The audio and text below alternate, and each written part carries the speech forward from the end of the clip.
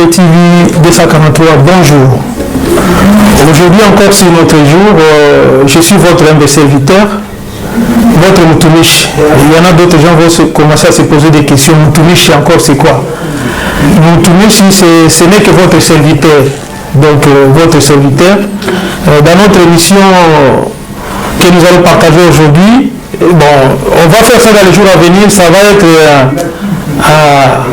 à Frangala. À Frangala, c'est-à-dire, on va commencer à parler en français, d'autres émissions, on va commencer aussi de faire ça à Lingala.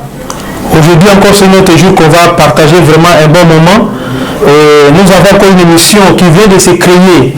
Comme la Bible nous dit, un enfant nous est né, un fils nous est donné. Maintenant, chaîne télévision KBTV 243 vient de créer encore une émission qui s'appelle l'heure de la vérité. L'heure de la vérité, c'est quoi? L'heure de la vérité, ce n'est que la parole de Dieu. Dans cette émission, vous allez voir, il y en a beaucoup de serviteurs de Dieu qui vont commencer à véhiculer ici, parler que de la part de Dieu. Comme si nous partons dans le tribunal, devant les juges, ou quand tu finis tes études en droit, on vous toujours de jurer, tu dis que rien que la vérité. Et ici, là, les serviteurs de Dieu qui vont commencer à véhiculer dans cette émission, ils vont nous parler que de la vérité. Et ils vont rien cacher, ils vont dire la vérité, et d'autres pasteurs qui ne veulent pas dire la vérité, mais ici, là, nous aurons toujours des choses qui sont vérifiables et puis des vérités. N'hésitez pas aussi, si vous avez des questions, de nous écrire tout autour de l'en bas de notre écran, afin que le pasteur va vous répondre par rapport à vos questions.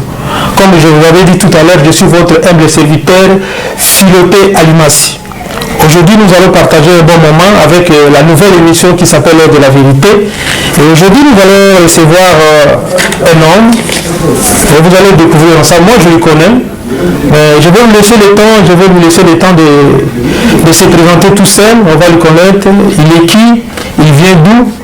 Il est de quel pays? Et puis, d'autres questions, on va lui poser quand il sera ensemble avec nous.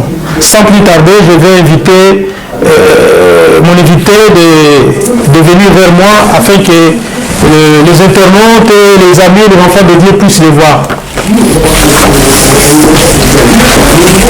Bonjour mon frère. Bonjour bien-aimé. Que Dieu vous bénisse. Soyez bénis vous aussi. Merci, c'est pour la première fois que vous venez d'atteindre encore la chaîne télévision KBTV 243. C'est une chaîne où nous parlons de tout ce qui se passe dans le monde, et tout ce qui se passe dans la République démocratique du Congo, surtout notre pays. Et puis il y en a d'autres qui se passent dans le monde. C'est pourquoi il y en a beaucoup déjà les internautes qui sont abonnés à la chaîne télévision KBTV. Ils m'ont dit, mais frère Philoté, mais comment vous allez juste parler des choses, mais vous ne parlez pas de Dieu? Quand tout ce que vous êtes en train de faire, si Dieu n'est pas dedans, vous ne voyez pas que vous n'allez pas aller très loin. J'ai vu que c'était une bonne remarque. Moi, je dis que c'était une bonne idée. Alors, j'ai pris le temps de réfléchir et créer cette émission qui s'appelle l'heure de la vérité. L'heure de la vérité, ici, on parlera que de la parole de Dieu. Que de la parole de Dieu. Ici, c'est le serviteur de Dieu qui vont commencer à passer et à partager la parole de Dieu.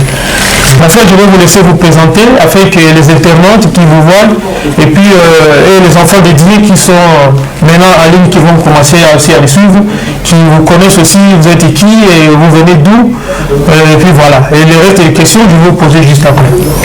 Voilà. Merci bien-aimé, que Dieu vous bénisse. Je salue tout un chacun et tous ceux qui suivent KBTV 243. Je vous invite déjà à vous abonner massivement, à liker, à partager et à aimer ces émissions que nous allons faire ensemble. Comme on m'a demandé de me présenter, je m'appelle Freddy Kabongo. Je suis pasteur dans l'Assemblée des Saints de Villeneuve-Saint-Georges en région parisienne, donc j'habite Paris, là où l'Éternel a permis que nous puissions mettre en œuvre une assemblée qui parle que de la vérité. Donc nous prêchons la vérité, nous nous appuyons que sur les Écritures. Nous marchons selon la sainte doctrine, celle que Dieu nous a donnée. Je pense que le peu que j'ai pu me présenter, s'il y a d'autres questions, on peut toujours rajouter. Que Dieu vous bénisse. Ok, on a entendu notre frère. Moi je l'ai appelé frère maintenant, il s'est présenté. On va l'appeler pasteur. Il est pasteur. Il est venu de Paris. Donc il a fait juste une brève biographie On veut savoir, Pasteur Freddy, il est marié, père de combien d'enfants? Alors, je suis marié, j'ai 4 enfants, 2 garçons et 2 filles. Et mon aîné est déjà dans l'œuvre, il commence déjà à travailler pour le Seigneur. Voilà. Et dans la famille, vous êtes né combien de personnes dans votre famille? Voilà, moi je suis... Vous êtes le 40e dans la famille? Voilà, je suis originaire du Congo, Kinshasa, je suis né à Kinshasa, je suis 3e d'une famille de 9 enfants, on est 9 par mon père, et voilà, on est une très très grande famille, et je suis le seul pasteur de la maison, le seul pasteur de la famille. D'accord. Alors, on a bien suivi votre pasteur comme il s'est présenté. Parlez-nous un peu de vous, à votre adolescence. Vous étiez comment? Un enfant doux, turbulent, et puis... je n'ai pas été turbulent parce que j'étais éduqué comme tout enfant congolais, donc on était dans une bonne famille. En tout cas, j'ai reçu une bonne éducation parce que mes parents ont toujours été sévères, ils ont toujours conduit nos vies selon l'éducation de base. Donc je n'ai pas connu la rue, je n'ai pas connu la cigarette, la boisson par exemple. Donc on me mettait toujours dans la rubrique des gens qui me disaient que je devais devenir prêtre. Donc j'étais un peu plus renfermé sur moi-même. J'aimais beaucoup lire, j'aimais beaucoup aller à la bibliothèque. Dans le tournant de la vie, comme je ne pouvais pas jouer au football, c'était interdit. Je me suis orienté vers le basket parce que c'était un peu plus propre. Donc j'ai joué au basket à Kinshasa. J'ai joué même dans le Léopard, l'équipe nationale du Congo. On a voyagé avec l'équipe nationale du Congo et finalement je suis venu en France où j'ai continué à jouer au basket. Mais entre l'œuvre de Dieu et le basket, j'ai dû arrêter le basket pour me consacrer entièrement à l'œuvre de Dieu. Voilà. Merci beaucoup, Pasteur Freddy, pour ces brèves présentations. Nous allons rentrer dans le vif des sujets. Il y en a des questions que les enfants de Dieu m'ont données. Ils disent non, Motumishi essaie un peu de poser des questions à ce serviteur que vous allez recevoir aujourd'hui. Nous avons tant de questions. Beaucoup de gens m'ont posé des questions, de vous transmettre ces questions et que vous répondiez dans notre émission. Et les questions qu'ils m'ont données aujourd'hui, on va parler que de la prospérité. Parce qu'on veut savoir d'abord, c'est quoi la prospérité? La prospérité, vous savez, nous avons la possibilité de faire quoi? De prendre un dictionnaire et de définir la prospérité. Et aussi, nous avons cette parole, parce que nous définissons tout par rapport à la parole. Nous avons compris, selon le dictionnaire normal, je ne vais pas donner une définition ex cathedra comme on peut le faire à l'école. La prospérité, c'est une capacité qu'a une personne de progresser, d'avancer, d'évoluer dans tous les domaines, mais surtout dans le domaine financier, c'est-à-dire d'avoir beaucoup d'argent, d'avoir cette aisance. Alors, avoir beaucoup d'argent, c'est tellement péjoratif que quelqu'un peut avoir 1 million d'euros, mais il a 2 millions d'euros de dépenses. Donc, avoir une prospérité, c'est avoir les moyens, les capacités d'intervenir, de faire, pas ce que l'on veut, mais d'avoir une capacité d'établir une loi, de dicter quelque chose. Par exemple, je peux décider d'aider ma famille, je peux décider d'acheter une maison, d'équiper des gens, de m'occuper d'un certain nombre de choses. Donc si je suis prospère, je pourrais le faire sans toutefois recourir à des aides des gens de gauche et de droite. Donc la prospérité est une dimension financière d'abord. Alors que dans la parole de Dieu, la prospérité n'est pas que financière. Parce que lorsqu'on voit la prospérité en tant que l'évolution matérielle, on occulte le côté spirituel qui est aussi important pour que les enfants de Dieu puissent comprendre. Je ne sais pas, aujourd'hui on va parler plus de la prospérité, voire au niveau de l'argent, je pense. Et je crois que ça aiderait énormément de personnes de savoir comment prospérer, qui prospère et ça veut dire quoi. Est-ce que la Bible en parle? Voilà. Vous avez écouté, le pasteur a donné la définition, c'est quoi la prospérité. Tout le monde a suivi ça. Et puis, si vous n'avez pas eu le temps de suivre, quand nous allons mettre l'émission en ligne, vous allez suivre tout ce que le pasteur va dire aujourd'hui. La deuxième question, pasteur, on veut toujours savoir, est-ce qu'il y a-t-il des messages de prospérité dans la Bible? Si oui, si non, c'est lequel de ces messages?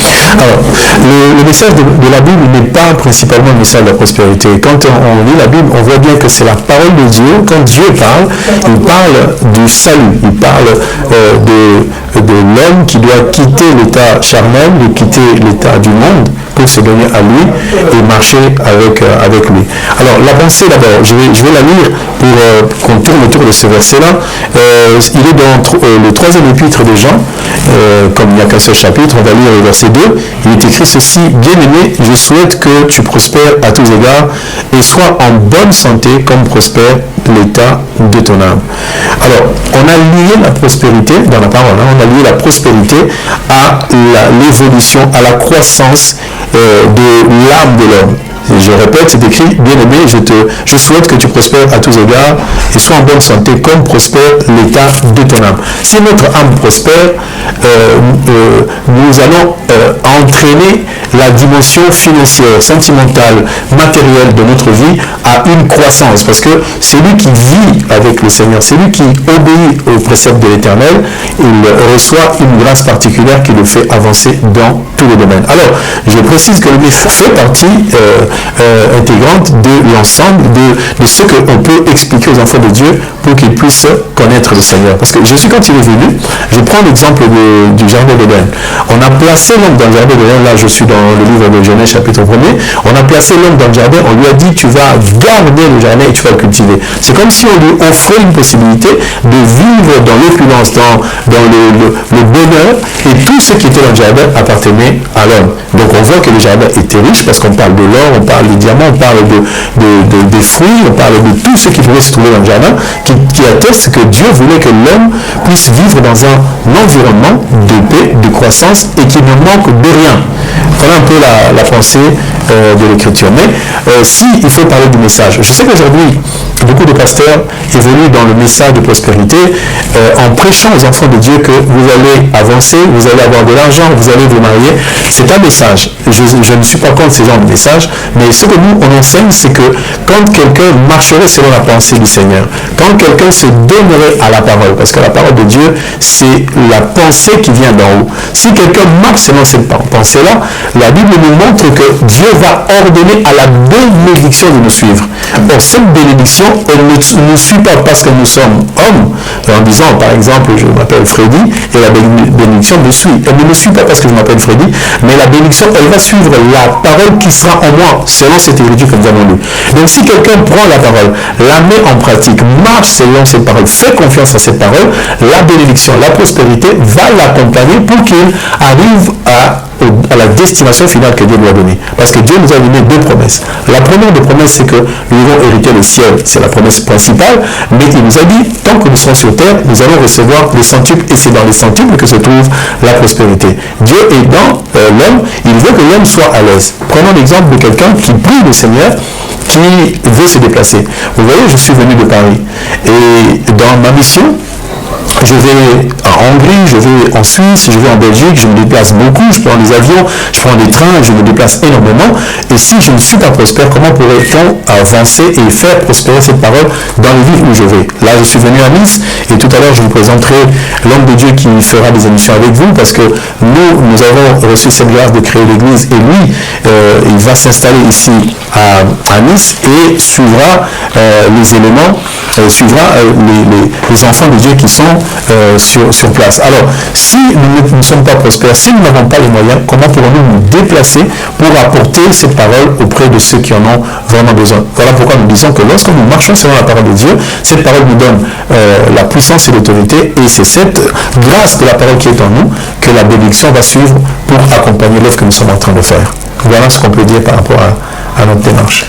Voilà, Pasteur Freddy, on a bien suivi, vous avez bien parlé de la prospérité, le message qui est dans la prospérité.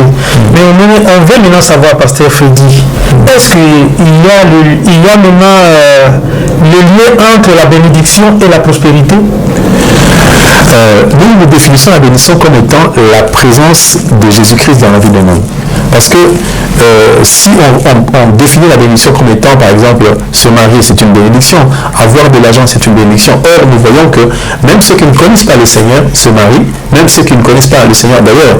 On voit bien que ceux qui ne connaissent pas le Seigneur, qui sont des païens, ils ont des comptes remplis, ils ont beaucoup d'argent, ils font beaucoup d'affaires, et que les chrétiens, entre guillemets, je pense qu'on parlera de ça, les chrétiens, entre guillemets, on dirait qu'ils sont pauvres. Il y a ce que nous appelons la bénédiction qui est la présence de Dieu dans l'homme, et c'est cette bénédiction qui est Christ en nous qui nous fait prospérer à tous égards.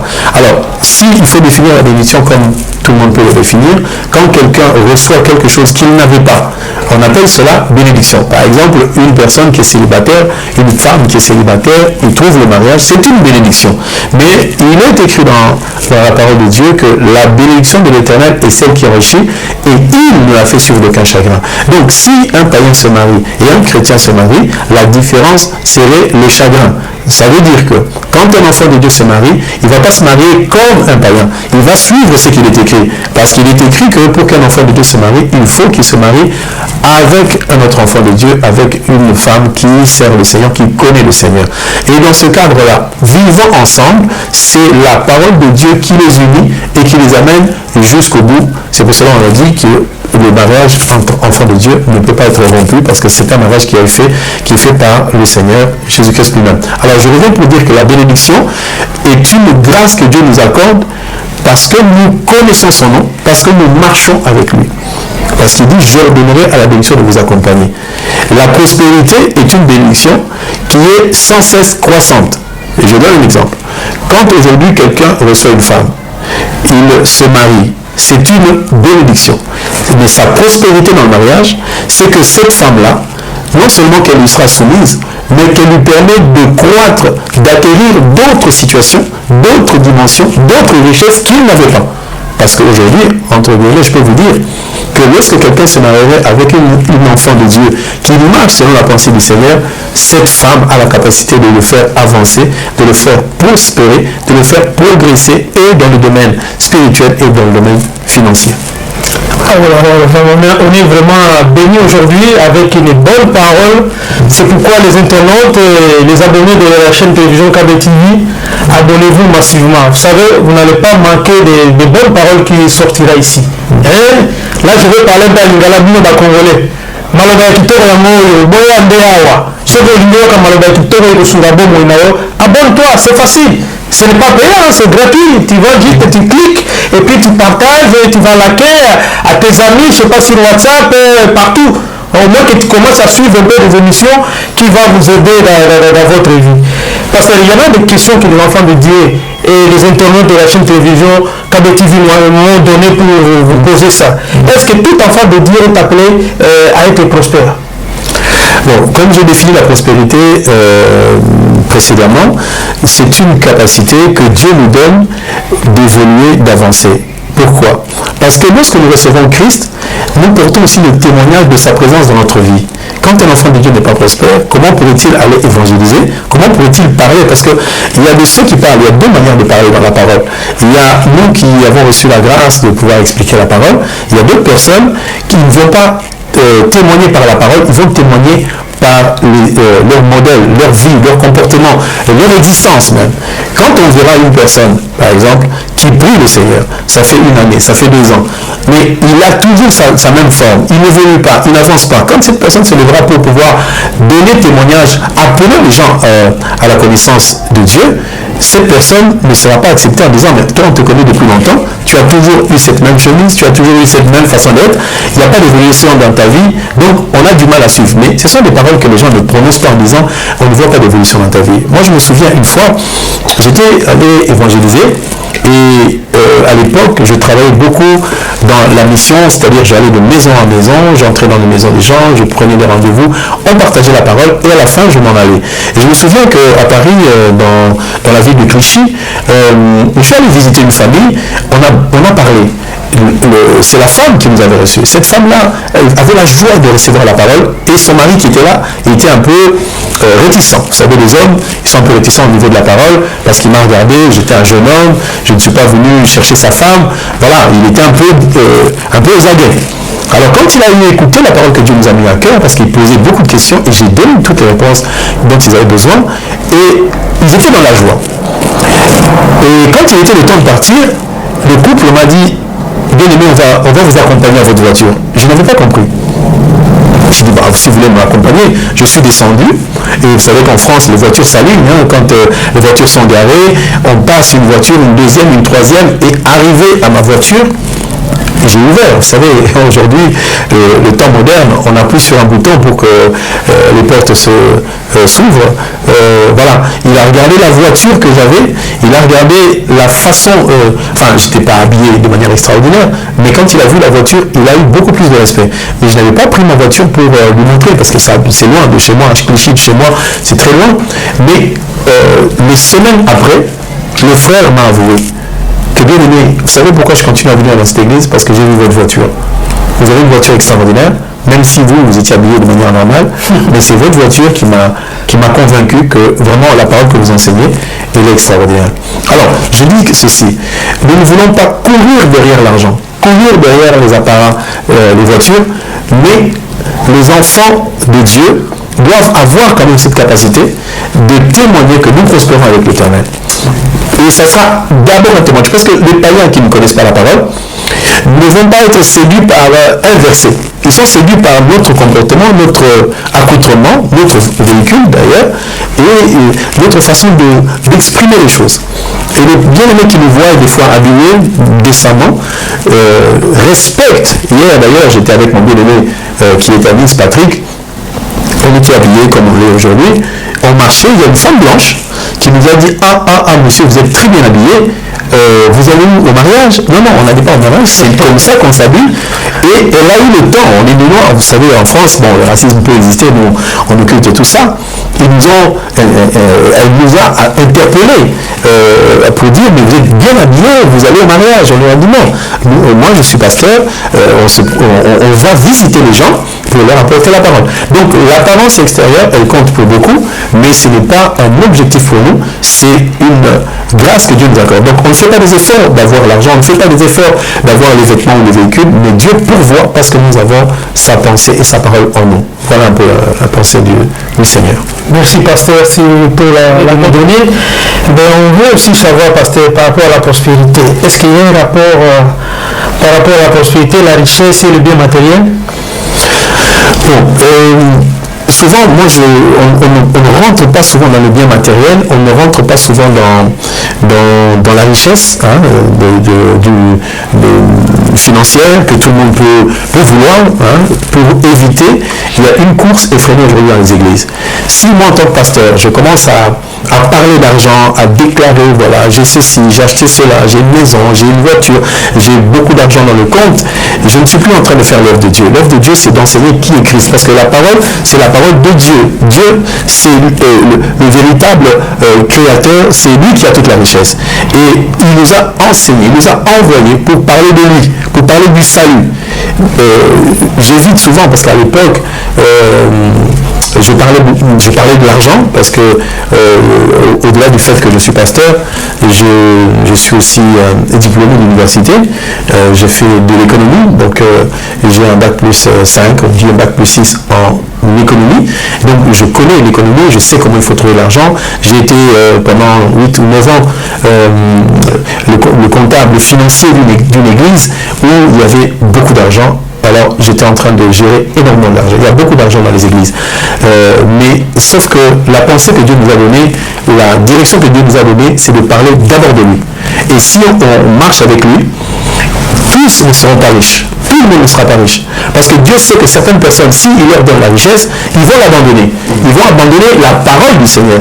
Mais il y a des personnes que Dieu a choisies. Si il leur donne de l'argent, il sait qu'ils ne perdront jamais la voie du Seigneur. Nous, en tant que serviteurs de Dieu, si aujourd'hui nous avons l'argent, c'est pour investir dans l'œuvre, pour que l'œuvre de Dieu avance. Mais cependant, il y a d'autres personnes qui, s'ils reçoivent l'argent, ils perdent la tête. Et nous, en tant que pasteurs, on conseille de certaines personnes. Paul disait, nous sommes pauvres, mais nous enrichissons plusieurs. Donc, en tant que pasteur, je dois aussi gérer certaines personnes. Et là, je gère certaines carrières. Il y a des gens qui sont des footballeurs, des gens qui sont des financiers qui ont beaucoup d'argent, qui viennent demander des conseils à ma personne parce que je suis aussi financier. Je peux les aider en ce sens-là. Mais au niveau de la parole de Dieu dans l'Église, en tout cas, nous faisons une chose, c'est de mettre de l'argent de côté et de parler de Christ. L'argent viendra parce qu'on parle de Christ. Donc, on peut avoir aussi des enfants de Dieu riches. Alors, vous voyez, dans la Bible, il y a un homme qui s'appelle Joseph d'Arimathée, il était riche. Il y a aussi des femmes, comme Lydie, qui était une femme riche, qui vendait des vêtements de pourpre. On voit qu'il y a quand même des gens qui sont riches dans la Bible, mais Dieu n'en parle pas pour mettre en exergue leur richesse matérielle, mais il en parle pour montrer que malgré leur richesse, ils sont en train de faire l'œuvre de Dieu. L'œuvre de Dieu a besoin d'argent, mais nous ne pouvons pas mettre l'argent en avant et effacer la parole de Dieu. Donc c'est possible qu'un enfant de Dieu devienne riche, ce n'est pas l'objectif, mais c'est utile. Prenons un exemple, nous sommes ici à Nice, on voudrait avoir une salle, on voudrait avoir un lieu où on peut prier. Si Dieu permet qu'un homme, un enfant de Dieu, une femme, une servante de l'Éternel qui a de l'argent, il peut mettre l'argent sur la table, on achète une salle, on installe l'église et on travaille. Voilà un peu la pensée par rapport à la richesse. Franchement, Pasteur Freddy, vous avez bien parlé, mais il y a une question, même moi je me pose toujours cette question. Il y en a beaucoup, les enfants de Dieu m'ont posé cette question-là. Je vais dire ça en français, mais je dirais ça aussi à Lingala. Pasteur Freddy, aujourd'hui vous avez parlé, vous avez donné les témoignages des couples où vous étiez partis voir le monsieur et la dame et vous ont accompagné jusqu'à la moitié. Mais pourquoi seulement dans notre temps, il n'y a que vous les pasteurs qui sont bien habillés, vous roulez avec carrosse, mais dans nos églises, beaucoup d'enfants de Dieu sont pauvres. Nenge bazoloba kaka ba pasteur omona pasteur sapato kitoko mais mondimi sapato tenyama dozomona bato baza église du lundi puis dimanche, mais peut-être qu'il n'a pas payé son loyer, mais azoya kaka église mais ils sont pauvres. Mais tu vois, pasteur il vient, il a des garde-corps de verre, mais il est là toujours de l'argent donne. Si quelqu'un donne par exemple je sais pas, les millions, je sais pas, 500 francs ou 2 euros, il ne bénit pas, il ne pose pas la main. Si quelqu'un donne 100 $, c'est là où il y a l'imposition de main. Parce que dis-nous un peu, qu'est-ce qui se passe dans nos églises? Beaucoup des enfants de Dieu vivent ça. Ils sont pauvres. Pourquoi tout cela arrive? Là j'entends, on me donne une description d'une église qui n'est pas la nôtre. L'église dans laquelle Dieu m'a placé, moi en tant que pasteur, c'est moi qui paye de l'œil. Je donne, je finance l'église. Si j'ai plus de moyens, je mets l'argent au service de l'église. C'est carré, pasteur. Voilà, aujourd'hui dans notre assemblée, il y a des personnes qui n'ont pas les moyens de se payer le transport. Vous savez qu'à Paris, le transport coûte très cher par mois. Il faut sortir énormément d'argent qui pourrait toucher autour de 90 $ par mois, parce que pour se déplacer simplement, pour prendre son transport, aller au travail, revenir, ça coûte cher. Et moi en tant que serviteur de Dieu, il y a une dizaine de personnes qui n'ont pas de moyens de transport. C'est moi qui paye. Je donne de mon propre argent à ces bien-aimés-là. Alors moi je conçois l'église comme étant un lieu où on doit apprendre à connaître Christ, mais aussi un lieu où on doit aider les gens à avancer, à prospérer, pour éviter la mendicité. Alors en tant que pasteur, j'ai mis en place beaucoup de structures. Je prends par exemple, il y a quelque chose qu'on appelle un incubateur. Un incubateur, c'est une plateforme qui permet à tous ceux qui ont des projets à l'église, tous ceux qui ont des sociétés, des entreprises, qui ont des valeurs à présenter, ils se réunissent. Et comme je suis financier par ma formation, je suis économiste par formation, on essaie de les aider à créer. Moi, je ne suis pas d'accord de pouvoir chaque fois parler d'argent à l'église pour dire il faut qu'on puisse gagner l'argent et prions pour en gagner. Moi, je ne fais pas des jeûnes de prière pour gagner l'argent. J'enseigne aux gens en dehors de l'église, en dehors de la structure de l'église, comment gagner l'argent, comment investir, comment évoluer, comment faire un projet. Alors, les personnes qu'on aide, on les aide pas simplement pour dire on va vous aider tout le temps, éternel. Non, on les aide pour que une année, 2 ans après, eux aussi soient capables de le faire. En tout cas, l'église que vous avez décrite, c'est pas la nôtre. Dans notre assemblée, nous avons fait l'effort. Quand on a commencé, tout le monde était locataire, mais aujourd'hui, on compte une dizaine, une quinzaine de propriétaires. Les dossiers sont venus, j'ai travaillé sur les dossiers, ils ont déposé, il y a beaucoup de personnes qui ont acheté. Aujourd'hui, il y a des âmes, quand ils viennent, ils ont des véhicules, ils ont un habillement, en tout cas décent, mieux que ce que moi je peux porter. Donc dans l'assemblée où je suis, ce n'est pas le pasteur qui gagne beaucoup, qui porte beaucoup de belles choses, ce sont les âmes. Donc nous avons tout fait pour que les âmes ne se plaignent pas, pour que les âmes arrivent à maturité et que c'est eux maintenant qui commencent à faire prospérer l'œuvre de Dieu. Je comprends qu'il y a certains pays comme le nôtre, parce que je vais souvent à Kinshasa, donc chaque année je suis à Kinshasa, 2 fois l'année ou 1 fois l'année je suis à Kinshasa. Je déplore que les pasteurs puissent s'enrichir, puissent avoir beaucoup d'argent et ne même pas s'occuper des autres. Moi je le fais, et si je vais à Kinshasa, je suis en train de travailler avec certains pasteurs pour aider.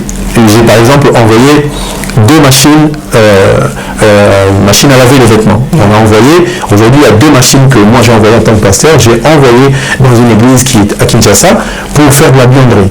On a envoyé plein de choses, je ne peux pas tout vous dire, mais aujourd'hui il y a une église qui bénéficie de ce que nous on a envoyé. On a envoyé des véhicules, on a envoyé ces données cadeaux pour que les gens arrêtent de quémander. On a dit, s'il est possible, on envoie des machines à coudre. S'il y a une sœur qui sait coudre, elle apprend aux autres sœurs à coudre pour que l'église ne soit pas remplie de mendiants, mais que chacun puisse avoir un travail, une occupation, de manière à ce que les gens, quand ils viendront à l'église, ils viennent ainsi pour apporter la part que Dieu leur a réservée. Donc vous voyez, en tant que pasteur, je ne suis pas en train de demander de l'argent, je suis plutôt au contraire en train de le donner. Quand je ne voyage pas sur les frais d'église, c'est mon argent que j'utilise pour aller dans un pays comme dans un autre. Moi, en tant que pasteur, je peux voyager, je vais à Budapest, je vais à Stockholm, je vais dans beaucoup de pays européens, mais je vais pour une âme. Alors qu'il y a beaucoup de pasteurs qui peuvent pas se déplacer pour 5, pour 10 personnes. Donc, je pense qu'aujourd'hui, les pasteurs doivent un peu changer de façon de faire, parce que les âmes qu'on nous a données, on les nourrit de la parole, mais aussi on doit les nourrir avec d'autres choses, c'est-à-dire des moyens qu'ils puissent émerger sans sortir. Donc, je pense que nous avons un énorme travail.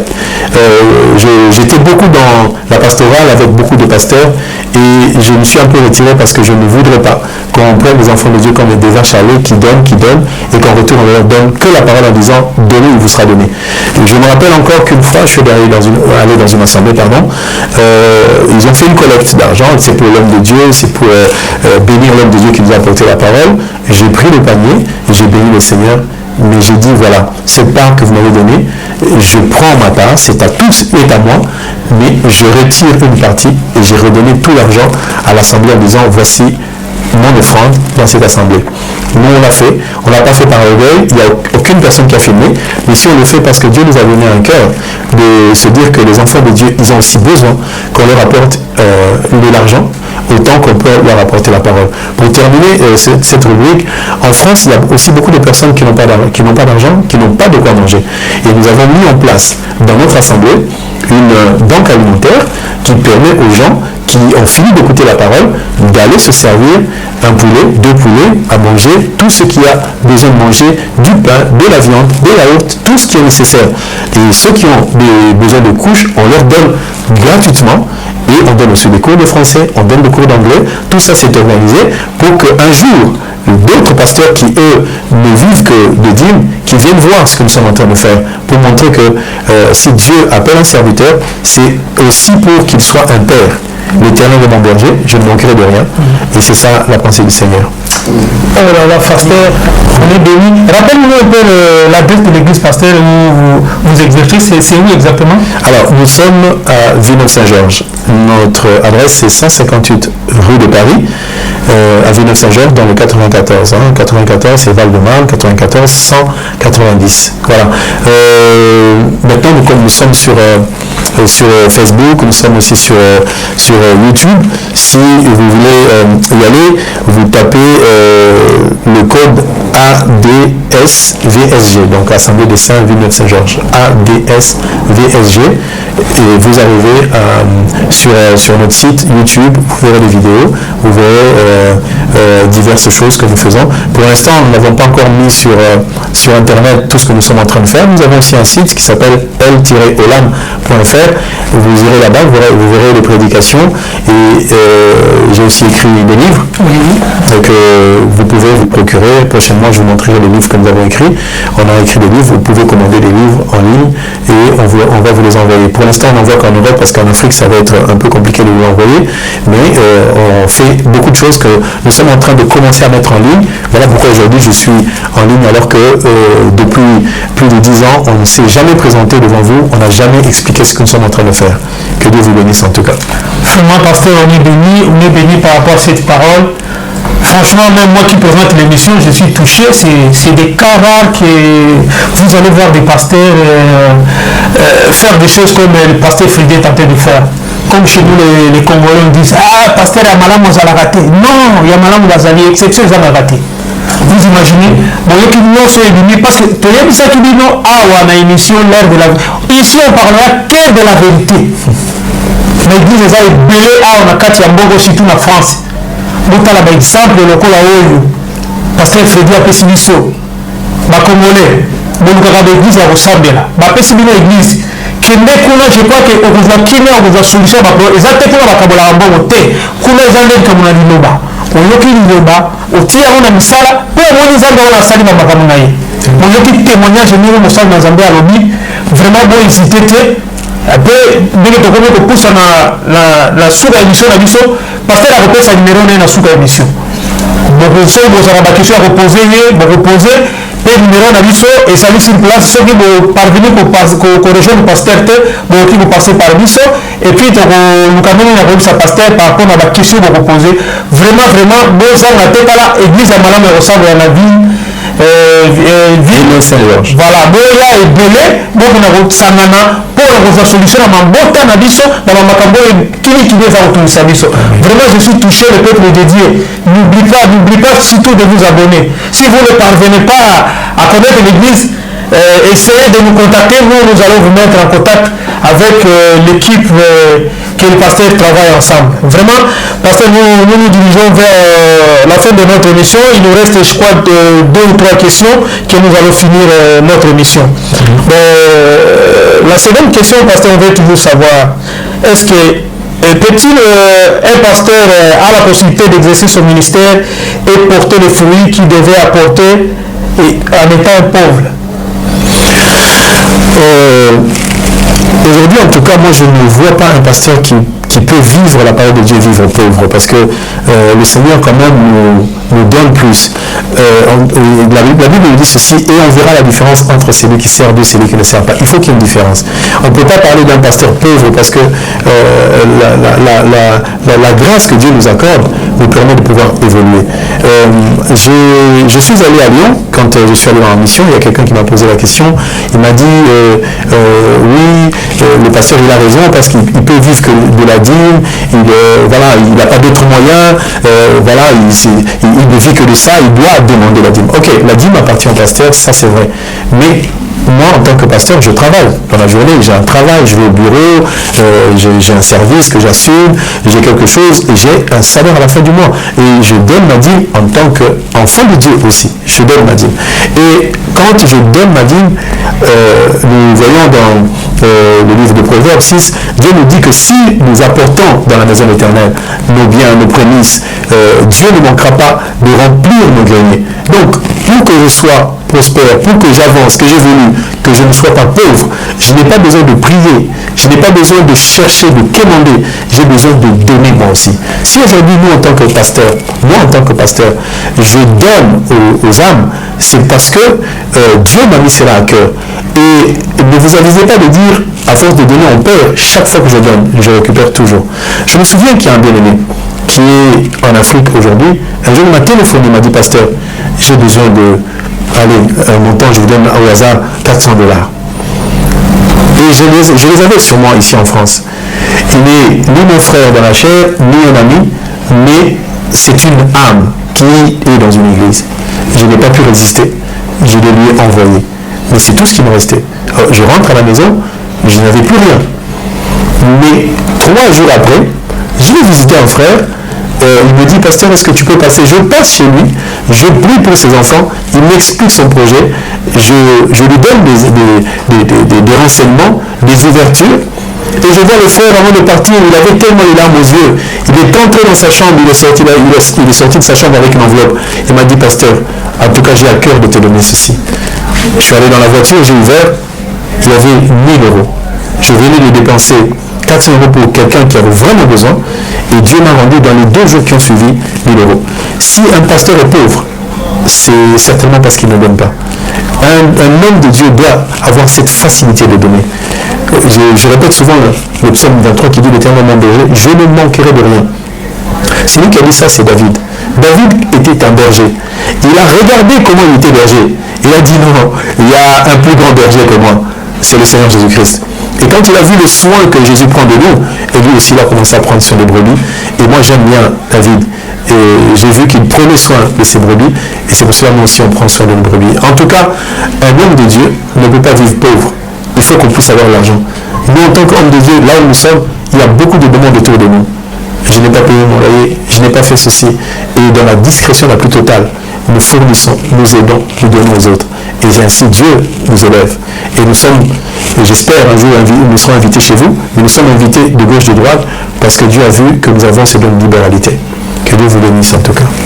Mais parce que, par exemple, dans nos pays, en Afrique, mais quand vous partez quand même dans des villages, nous avons quand même des pasteurs qui sont pauvres. Quand tu vois les temps de même la maison où habite le pasteur, mais tu vois la condition par rapport aux pasteurs en Europe, ça n'a rien à voir avec les pasteurs de l'Afrique ou du village où nous venons souvent. Je suis d'accord que Dieu soit béni.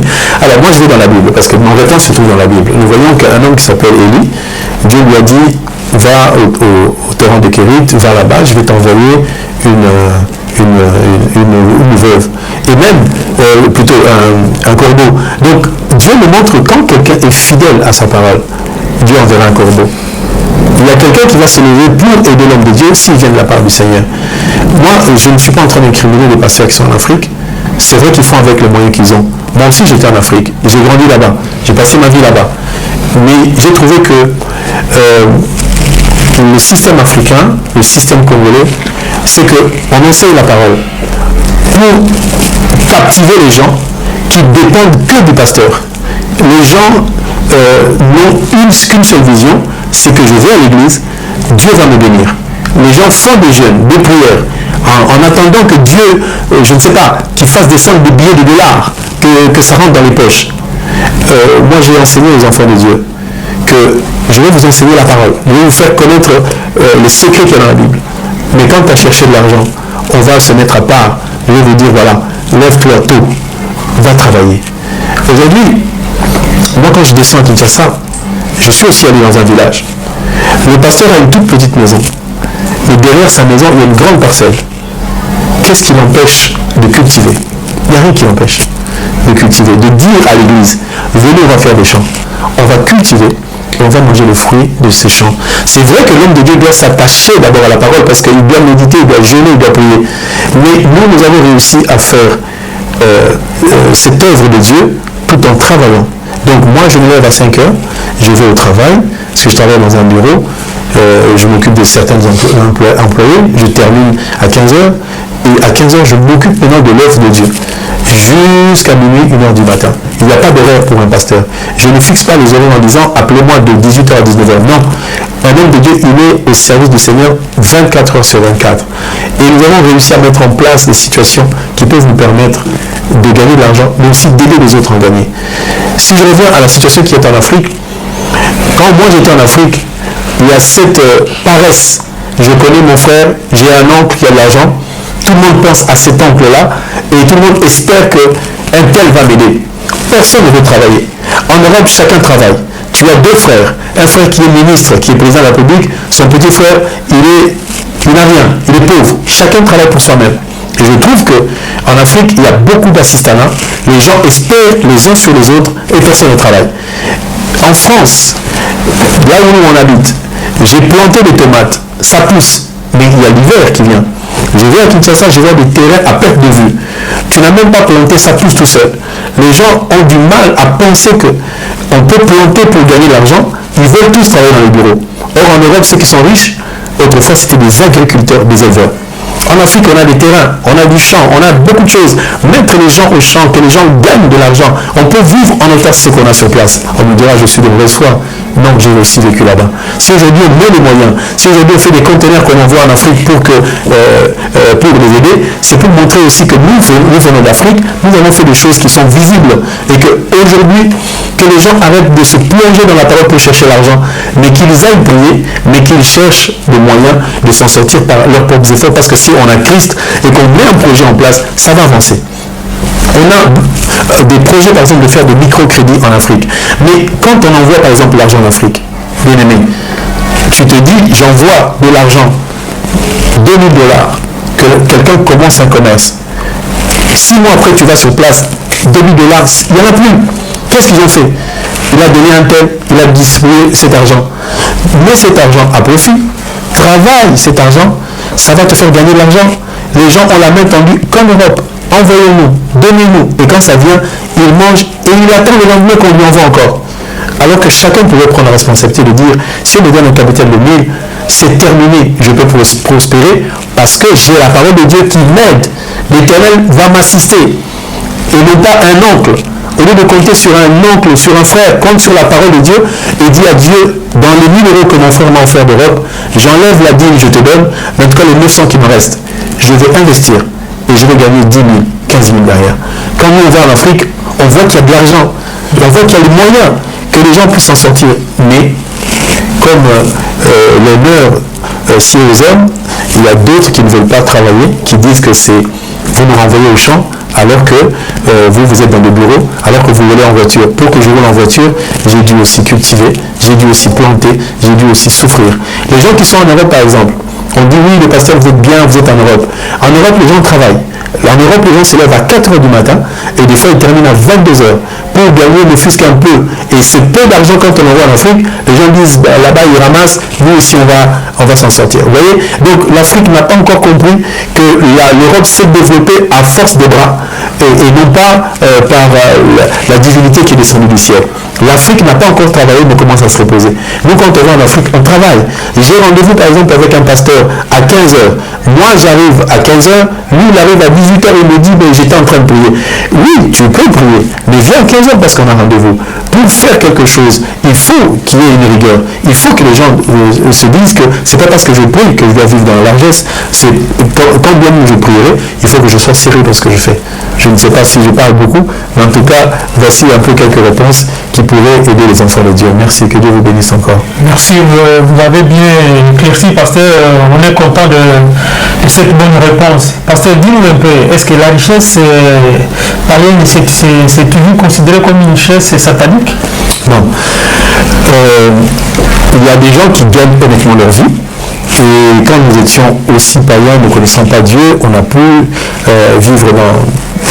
Voilà, je ne vivais pas dans une case, je ne vivais pas avec des difficultés à Kinshasa. Moi, j'ai vécu presque dans tous les pays. J'ai été à Mbandaka, j'ai habité Kananga, Lubumbashi, Kivu. Je suis allé dans tous les pays. On a vécu dans des bonnes conditions. Et on a aussi fréquenté des personnes qui ne trafiquaient pas dans le monde des ténèbres, mais qui avaient de l'argent. Dieu peut donner de l'argent à un païen. Il y a beaucoup d'argent. Les gens peuvent avoir de l'argent. Tout l'argent n'est pas satanique, tout l'argent n'est pas sale. Sauf qu'il y a d'autres personnes qui, quand ils gagnent de l'argent, au lieu de mettre un jour Dieu dans leur vie, au final, ils perdent tout. Beaucoup de gens perdent parce qu'ils n'ont pas Jésus dans leur vie. Tout argent, toute richesse ne vient pas de Satan. Sinon, on va dire que Satan est le plus riche du monde. Non. Il y a des gens aujourd'hui qui sont dans des loges, qui font des sciences occultes, qui gagnent de l'argent. Et ça, c'est pas notre part à nous. Mais il y a aussi d'autres personnes qui ne connaissent pas le Seigneur, qui ont de l'argent. Des fois, on va les évangéliser. Il y en a qui se convertissent, il y en a qui ne se convertissent pas. Je ne peux pas dire et affirmer que tout argent des païens est de l'argent sale. Non, pas du tout. Donc il peut aussi y avoir des païens qui peuvent être riches parce que Dieu leur a donné cette grâce. Ils n'ont rien demandé, ils ne prient même pas, mais Dieu les a rendus riches pour un but. Et certaines richesses, nous savons que Dieu donne à certains païens une richesse qui va nous être favorable à nous.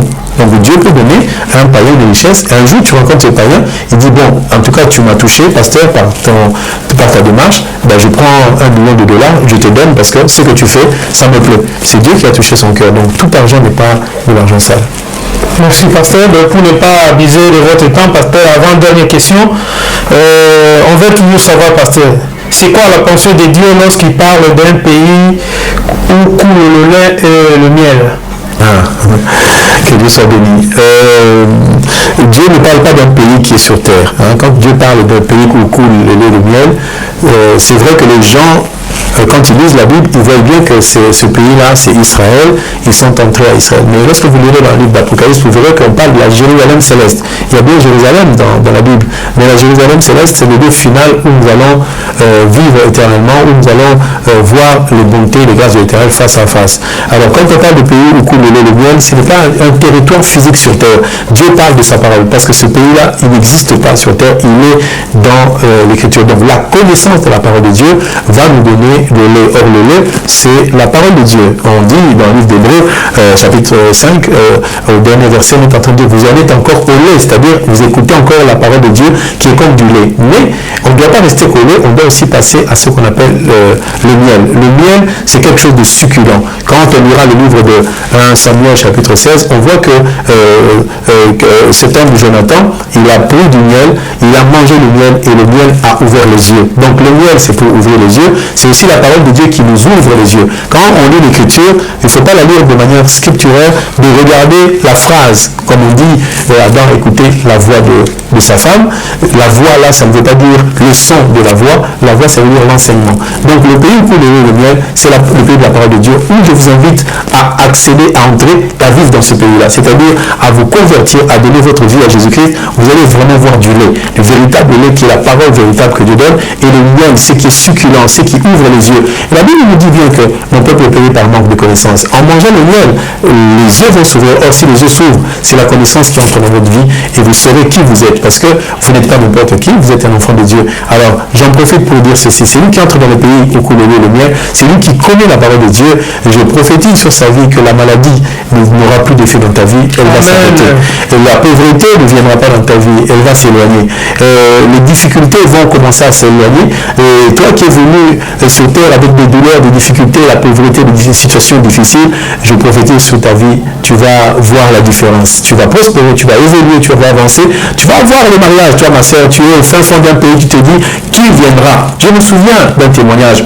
Vous savez, Internet, KBTV, que Dieu vous bénisse, KBTV 243, que Dieu vous bénisse, il y avait un frère qui était à Londres, qui regardait aussi des émissions comme KBTV, et il a vu un pasteur, et le pasteur était en train de parler, et il avait une sœur qui l'accompagnait, ils ont chanté à la chorale, le frère a pointé la sœur, il a appelé le pasteur, il a dit justement, la sœur n'est pas mariée, elle attend le mariage, on les a mis en contact, aujourd'hui la sœur elle est à Londres, elle a été épousée au travers d'une émission comme celle-ci.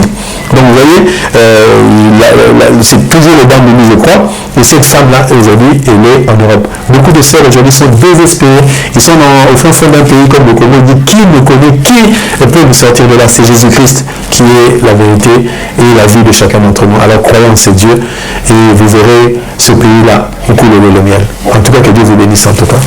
Bon, Patrick, c'est la dernière question. Après cette question, je vais vous laisser la parole. Si vous avez le message que vous allez présenter devant le peuple invité, et puis je vous laisserai le message, et puis donner votre numéro de téléphone juste après l'émission. La dernière question, pasteur, on veut juste savoir. Apôtre Jean a dit, je veux que tu prospères comme prospère les temps de ton âme. Est-ce qu'il y a une préférence aux yeux de Dieu? J'ai comme l'impression que l'Église n'est pas prospère. D'où vient le problème? Comme je disais dans tout ce que j'ai dit précédemment, aujourd'hui, c'est vrai que quand on parle de l'Église, on voit bien les églises africaines, les églises au Congo qui sont pas prospères, qui n'évoluent pas, mais il y a aussi d'autres églises qui prospèrent. Moi, quand je regarde dans la parole, je vois dans Exode, Dieu dit ceci, il va prendre l'esprit qui est dans Moïse, il va répondre auprès des 70 anciens, et eux, ils vont commencer aussi à juger comme lui. Et je dirais que cet esprit qu'on peut donner, c'est aussi le pasteur qui reçoit la grâce. Tel que nous sommes des pasteurs, des conducteurs de l'Église, Dieu nous donne une grâce. Cette grâce, elle est d'abord spirituelle, c'est d'abord la parole que Dieu nous donne. Mais aussi Dieu peut nous donner l'intelligence, la sagesse, la connaissance, aussi le sens pratique des affaires pour que nous puissions aider les bien-aimés qui sont tout autour de nous.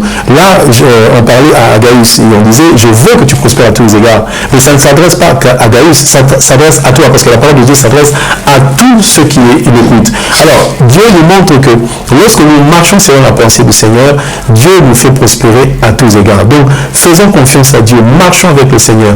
Aujourd'hui, moi, ce que je déplore, c'est que nos églises congolaises, ils sont remplis de personnes qui vivent dans la pauvreté et pourtant ils prient tellement.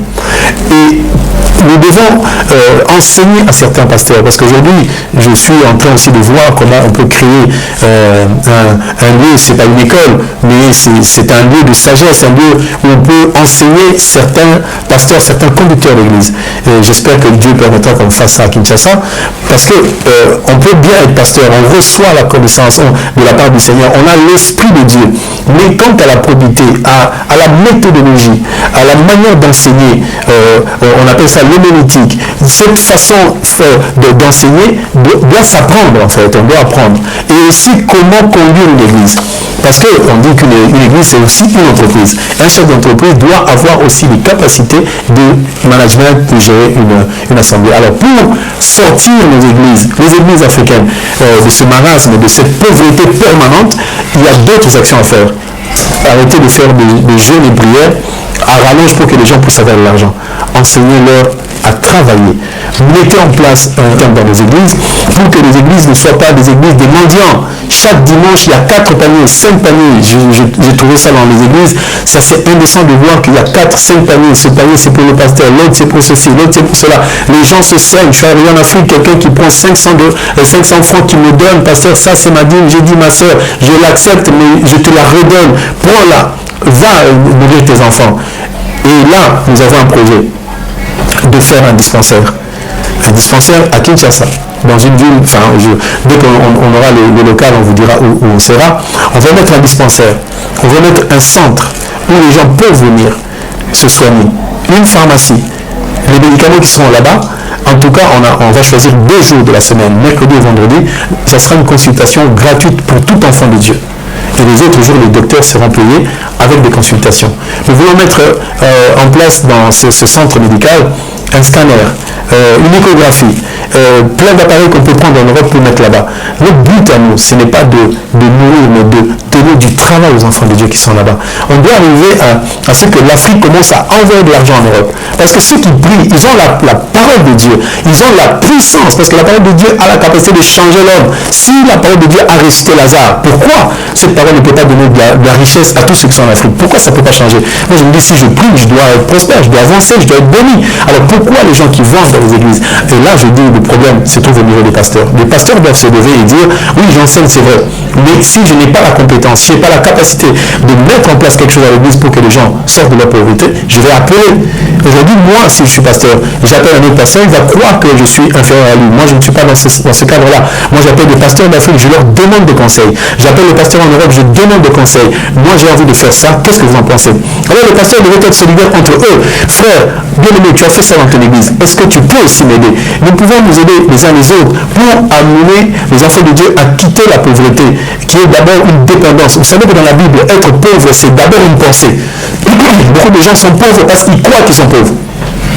Alors que nous pouvons sortir de cette pauvreté en pensant que nous avons Christ et Christ va nous amener. Alors pour sortir de la pauvreté, il faut prier, oui, mais il faut se lever, aller travailler, il faut chercher les moyens. Et si le pasteur a la possibilité de mettre ça en place, qu'il le mette. Que nos églises en Afrique ne soient pas des églises des mendiants, où les gens viennent chaque jour demander, pasteur, je n'ai pas. Et on crée des permanences dans lesquelles ceux qui sont pauvres viennent s'asseoir. Je veux vraiment que l'église change.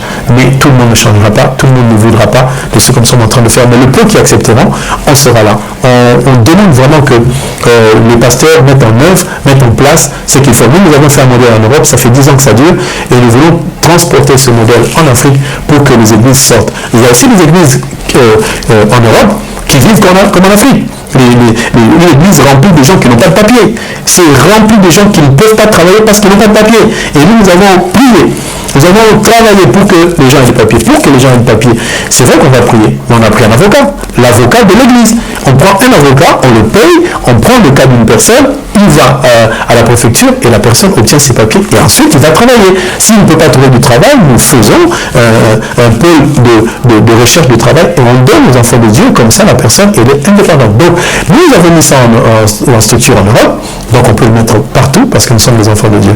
Voilà, je vais m'arrêter là, comme ça je ne sais pas si j'ai terminé mes propos. Oui, les internautes et les enfants de Dieu, nous sommes presque à la fin de notre émission. Vraiment, nous sommes ravis d'accueillir notre pasteur Freddy. Vous avez entendu les oracles, le rêve qui est sorti de sa bouche. Franchement, prochainement, n'hésitez plus de vous abonner pour suivre toutes ces émissions. Pasteur, je vous laisse le dernier mot et puis après, moi, je vais clôturer l'émission. Si vous avez un mot au peuple dédié, voilà, vous avez la parole de vous prononcer devant tout le monde et puis à la fin, vous allez donner votre numéro. S'il y a quelqu'un qui veut vous contacter ou s'il a des suggestions ou des choses, n'hésite pas d'appeler le pasteur ou de nous écrire juste en bas de l'écran votre problème et nous, on transmettra ton problème chez le pasteur. C'est à vous la parole, pasteur. Voilà, merci.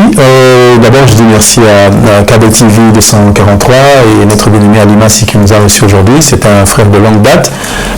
Si aujourd'hui je commence à accepter d'aller sur le réseau, c'est parce que nous avons une mission. Nous voulons que la parole de Dieu soit connue de partout, que vraiment les gens connaissent la vérité. Nous n'avons pas que le côté de la parole, nous avons aussi le côté entrepreneuriat, création. On fait des incubateurs pour que les gens puissent réaliser leurs projets.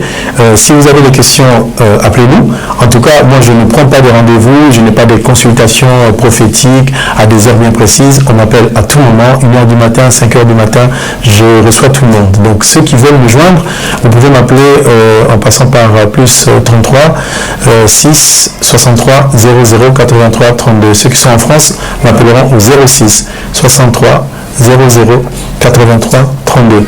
Mon désir à moi, c'est que la parole de Dieu arrive dans les cœurs de beaucoup de personnes qui voudront.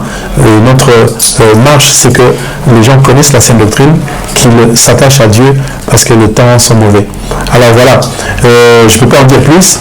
J'attends juste le moment où je reviendrai vers vous avec un enseignement, parce que ce que Dieu nous a donné, c'est l'enseignement, pour que vous puissiez aussi être édifiés par rapport à l'enseignement. Pour terminer, j'aimerais que Dieu vraiment vous bénisse. Si tu écoutes cette émission, si tu suis cette chaîne de télévision, j'aimerais prophétiser que tu vas être béni, que tu recevras la grâce du Seigneur, que tu sois guéri, que tu sois marié si tu es célibataire, étant marié si tu n'avais pas d'enfant, que Dieu t'en donne, parce que tu as pris ton temps pour écouter cette émission. Et quand prochainement viendra, tu verras que le miracle va continuer. Que Dieu vous bénisse. Passez une bonne journée. Que la paix du Seigneur soit sur vous. Amen. Pasteur, si vous n'avez pas de représentant, s'il y en a des gens qui veulent passer à l'émission, comment on peut faire? Est-ce que vous avez des gens ici à Nice qui peuvent participer à l'émission? Oui, comme nous venons pour implanter une église ici à Nice, donc nous avons notre bien-aimé serviteur de Dieu qui s'appelle Patrick. On mettra aussi son numéro de téléphone. Donc on peut le joindre. Nous sommes au Moulin, c'est Nice Ouest. Nous sommes au Moulin et le Seigneur aidant, nous aurons un local. Alors à Nice, nous avons aussi un projet.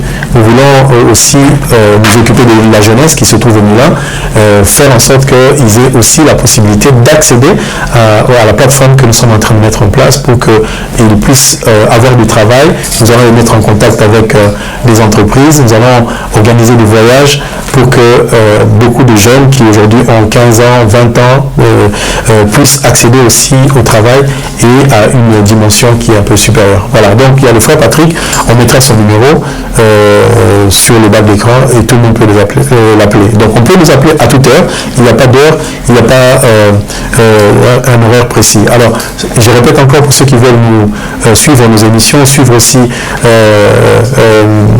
ce que nous faisons sur YouTube et Facebook, c'est ADSVSG. Vous tapez ce code-là, vous arrivez et vous verrez nos émissions. Que Dieu vous bénisse en tout cas. Merci beaucoup les internautes, les enfants de Dieu. Je vous signale déjà, à part tous les jeudis, maintenant vous allez suivre votre émission L'heure de la vérité. Nous ne manquerons pas de recevoir notre bien-aimé frère Patrick Dimundou qui va commencer à passer tous les jeudis et vous allez être vraiment... je ne sais pas, je manque de mots, mais Koinda. Mais vous allez s'abonner belé.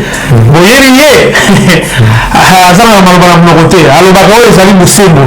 Oui, dit que la oui est pas naïe, non écoutez la non. Alors vous s'abonner belé la KBTV 243 tous les jeudis.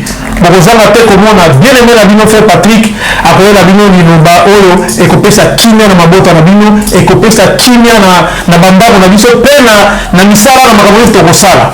Alors bon contacter biso et puis na sima émission tokozanga te kotika numéro ya notre bien-aimé fait Patrick tous les jeudis déjà bobanda Holandais.